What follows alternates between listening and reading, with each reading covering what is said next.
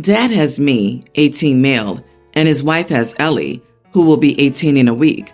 Dad married his wife when I was 10, but they met and moved in together a year prior. My mom died when I was a baby. I was her only kid. My grandma, aka Mom's mom, died recently, and I found out she had left a sizable amount of money for me. My aunt was the one who mentioned it. She told me Grandma wanted me to be okay, since I had lost my mom so young. The money's enough that I could pay for many years of college and have no debt out of it, but I decided to attend a community college near my aunt and cousins. My stepsister's also starting college, and she doesn't have much money, so Ellie's mom said I should split the money in half and give Ellie one half as a B-Day gift so she could have a good start in life. She said my grandma should have considered her anyway, seeing that Ellie and I grew up together and became brother and sister at a very young age. I said Ellie had nothing to do with my grandma, and why would she have her inheritance over her other daughter and grandkids? Dad asked me if I would be open to sharing my money with Ellie, and if I would be willing to help her. I said no. Ellie flipped and told me I was supposed to be her brother and stop any favoritism. I told her it couldn't be favoritism when she's not related to that part of my family. Ellie and her mom are saying I'm wrong. Dad hasn't, but he said it would be a good family move to share and to think of Ellie and how she's the only sibling I'll ever have. He knows I don't consider her my sister, so he doesn't push it as much, but he did bring it up. Ellie and her mom have not let up in the last several weeks. I moved in with my aunt to escape the whole thing, but it kept coming, making me doubt everything. Am I the idiot? Not the idiot. Your stepsister isn't entitled to the money, and your maternal grandmother didn't consider your stepsister a granddaughter either. Otherwise, she would have left her something. If I were you, I would tell your father to make this clear to his wife and stepdaughter and not interact with them until they understand that they're not entitled to your money and that it's unfair to keep confronting you about it. Ask what Ellie's relatives are leaving you in their wills, then give her the same amount of money. Hint, it's going to be nothing. I'd also ask Ellie's mom in what way she prepared for your college, as a family move and all. This is your gift, and the most important thing you can do with it is use it to build and secure your future, just as your grandmother wished. Agree, and make sure your dad does not have any access to the money or your bank accounts. If their love is conditional on you handing over your inheritance, what kind of love is that? You don't owe Ellie anything, and the way they're approaching this is wrong. If I were you, their attitude alone would have made me decide not to give her a cent. It's not up to your stepmother to decide what your grandmother should have done. It's not your stepmother's money. However, your grandmother did what she should have done, which is to give her own money to whomever she wanted to, for the reasons she felt were right. I'm sure your grandmother would not have wanted you to be bullied and guilt-tripped into giving away the money she meant for you. Of course, your dad's new wife and daughter have nothing to do with your grandmother. Shame on your stepmother for even trying to manipulate you emotionally. Ellie has 2 parents who can pay for college and 2 sets of grandparents. So stay at your aunt's and go no contact. I, 34 male, was supposed to be a groomsman at a wedding for 2 close friends, but I recently backed out 2 weeks before the scheduled ceremony because the bride and groom did not wish for my wife to attend with our son. My wife gave birth to our first child 3 months ago and has been recovering at home while also looking after our son. I stayed home the first month and a half with her, but had to return to work due to my paternity leave ending. The couple getting married are close friends of both my wife and me, and we've known them and the groomsmen and bridesmaids for years.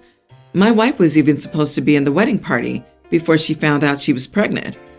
The soon-to-be bride and groom have been very gracious and patient with my wife's and my schedule leading up to the wedding, and I've tried to be fair and contribute as much as the others.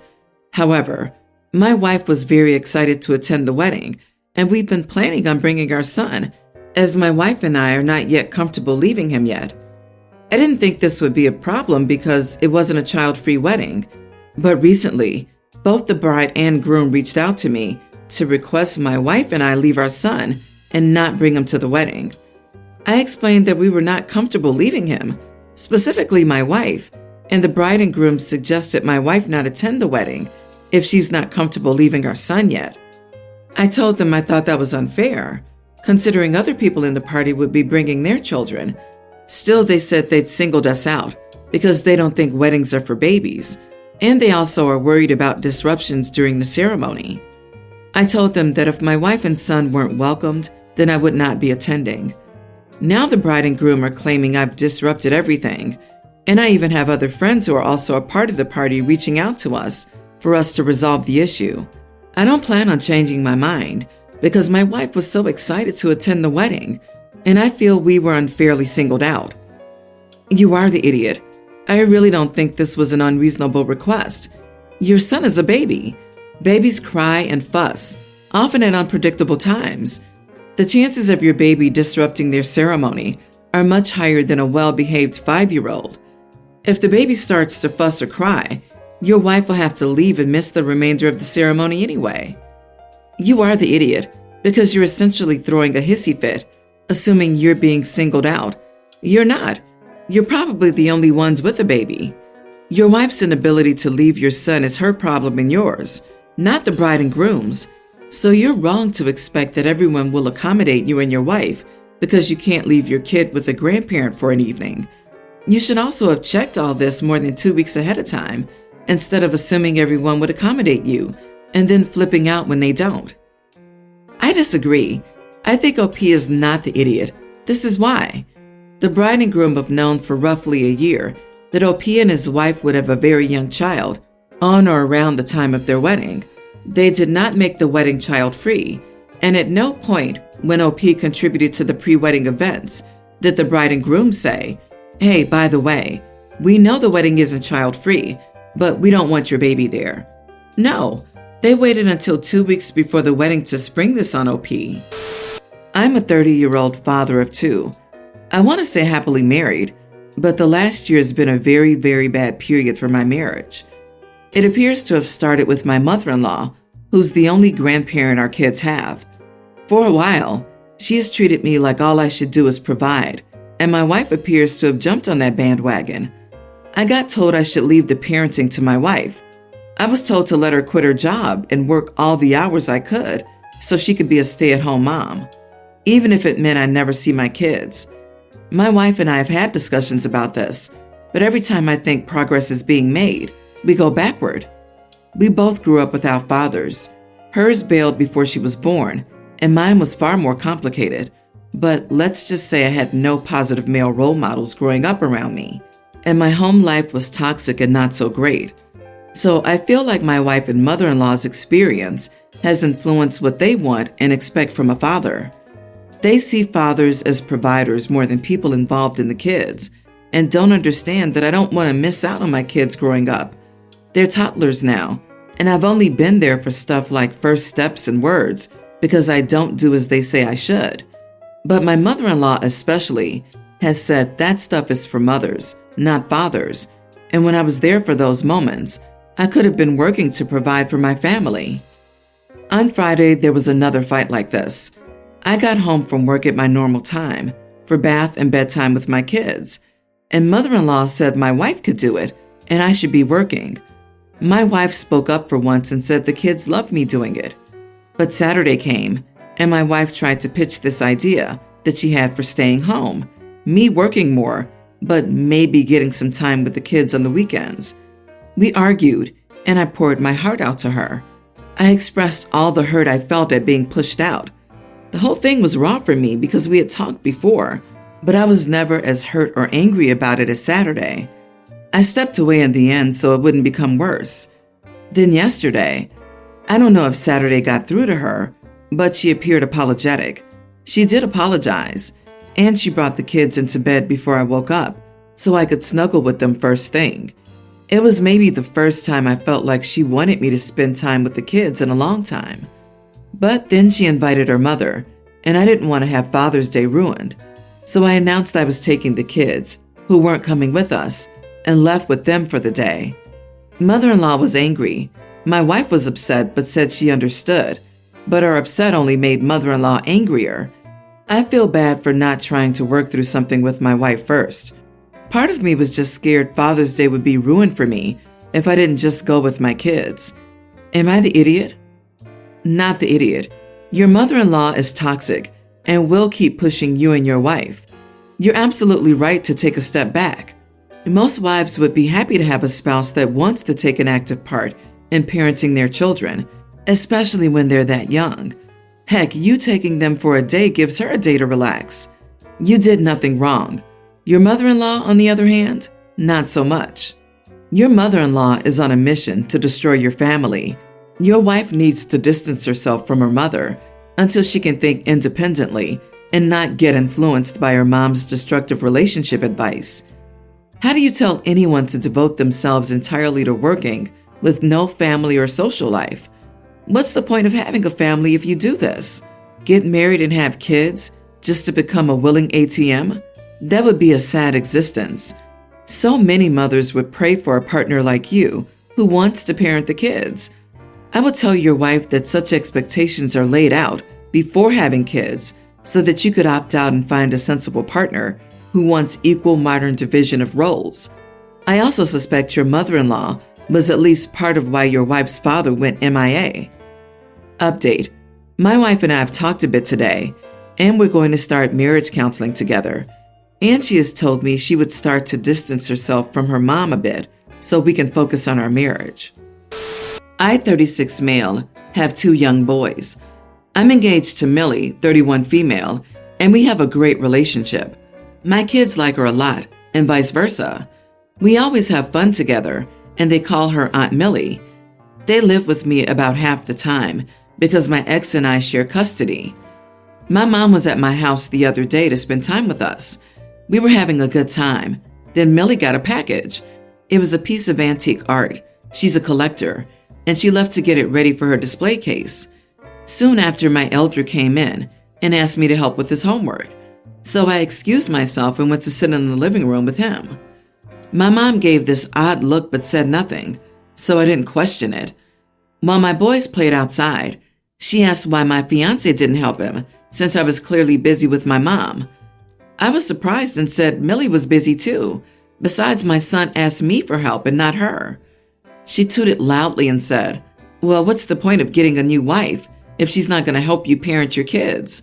She better step up fast if she wants to be a mother to them." This blew my mind because not only was it incredibly rude, my boys already have a mother. My ex is a great parent and the only one they'd ever call mom, and Millie and I aren't even married yet, so she technically isn't their stepmom. I told her that wasn't necessary. Helping with homework is hardly parenting, and I'm their dad, so parenting them is my job. I also clarified that had my son asked Millie for homework help, which he never does, she would have gladly helped, but that again, she was busy, and he asked me. My mom said, "So she just expects to sit on her butt, polishing her trinkets while you bust your back around?" I lost my temper and politely told her to get out, as I could hear my kids coming in and didn't want a scene. She was affronted but left in a huff. Mom told the whole family. A few extended family members are on her side and say I overreacted. Dad called me and took no sides, but assured me my anger was justified since he knows how my mom gets. Millie's glad I stuck up for her, but feels guilty for what happened and wishes I'd gone in and asked her to help my kid so she could prove to Mom that she's willing to do those things. She said I shouldn't have kicked Mom out before she had a chance to talk it out with her, since Millie is going to be family and we should all get along for the sake of the boys and any future kids we have. She said that now there's family drama about her before she's even married into it. I firmly feel like I did the right thing here, but seeing her stress gives me pause. I reassured her that she'd done nothing wrong, would make a fantastic stepmom, and that my kids love her, but my mom does not get to say she needs to parent them. My kids don't need or want another mom. They just want their friend/aunt. Should I have given my fiancé the chance to talk to her before kicking her out? Am I the idiot? Well, what's the point of getting a new wife if she's not going to help you parent your kids? LMAO, what? There's so much more important to marriage than parenting children. Not the idiot OP. Millie's only upset because she's scared it's her fault, and she doesn't want to make waves. Reassure her it's not her fault, that it's okay if there are waves, and that she will always be the priority, no matter what drama ensues. I understand her anxiety, but don't cower to bullies just to alleviate anxiety. It'll only cause more in the future. Does your mother hate your ex or something? It's so weird that she's trying to replace your ex's legitimacy as a mother to your shared children. Has your mother criticized your fiancé for other things before? Was she hypercritical of your ex and/or any other women you've been involved with? It sounds like nothing will make a woman good enough in your mom's eyes. However, I wonder if she would have had an equally irrational response if the reverse had happened. For example, if your fiancé was helping the kids with their homework, would your mother have then criticized that as overstepping? Everyone's the idiot. Your mom is the idiot. But why did you need to tell your mom to get out instead of just ending the convo? I felt that your reaction to it was a bit overboard. Your kids calling your fiancé aunt is unusual, though. Update. Am I the idiot for kicking my mom out of my house after she tried to get my fiancé to parent my kid? So as some of you suggested, I drew clear boundaries with my mom, explaining who parents my kids and why she was in the wrong, with some success. She acknowledged she shouldn't have insulted Millie. Then she demanded that I admit I was wrong to make her leave like that. Well, I said I didn't believe I was. She promptly texts that she's no longer coming to my wedding. She's willing to reconsider it if I apologize for my rudeness. Now, my mom's done dramatic things like this before, and they always end up being empty threats, but only because someone placates or coaxes her. I don't think apologizing was right. Poor Millie was distraught, but supported me 100%. She offered to apologize if I thought it would help. She suspects that since everything was going fine until she excused herself, my mom pulled this because she thought it was rude. Knowing Mom, I can't rule this out. However, I told Millie she had nothing to apologize for, and my mom was wrong to say it regardless. Worth mentioning, she didn't apologize for how rude she was about Millie, nor did I demand it. My dad told me apologizing was totally up to me, and that he'd be at the wedding regardless. Sister suggested I fake an apology just to get her to the wedding, then start going low contact right after. Not the worst idea, but I dislike being fake, even for an apology. I'm trying to teach my boys how they should never give half an apology when they know they're in the wrong. I feel something similar applies here. I respectfully told my mom that she could decide whatever she liked for the wedding, but that she wouldn't get an apology from me. Instead, she hung up in my fiancé's face and hasn't contacted me since. Been almost 2 weeks. To be honest, I'm over it. I do love my mom. She's done right by my sisters and me in other areas, and I did want her there. But I need to protect my family, and she did this knowing it would hurt them. The wedding's 3 months away, so this is salvageable if it should be salvaged. But the only reason I wouldn't now is for my kids and Millie. The boys love their grandma and will wonder why she isn't there. Millie plans on this being her only wedding, as do I, LOL. And it's important to her that all our family attend. But she's accepted that this may be a blessing in disguise if the only way we keep my mom in our lives is by bending the knee at every turn. One silver lining is that some of the extended family, who was previously on my mom's side, have decided that she's now being unreasonable. They apologized and will be attending the wedding now. A few of them still back her up, but oh well. What matters is that I'm marrying the love of my life, and no one there will talk crap about her for doing nothing wrong or criticizing my parenting. Thanks for the update. It sounds like you found a winner in your fiancé. Congratulations on your upcoming nuptials. Have fun. The only one with regrets would be your mom. If you give your mother an inch, she will take a mile. You must establish right at the gate that you will not tolerate this behavior.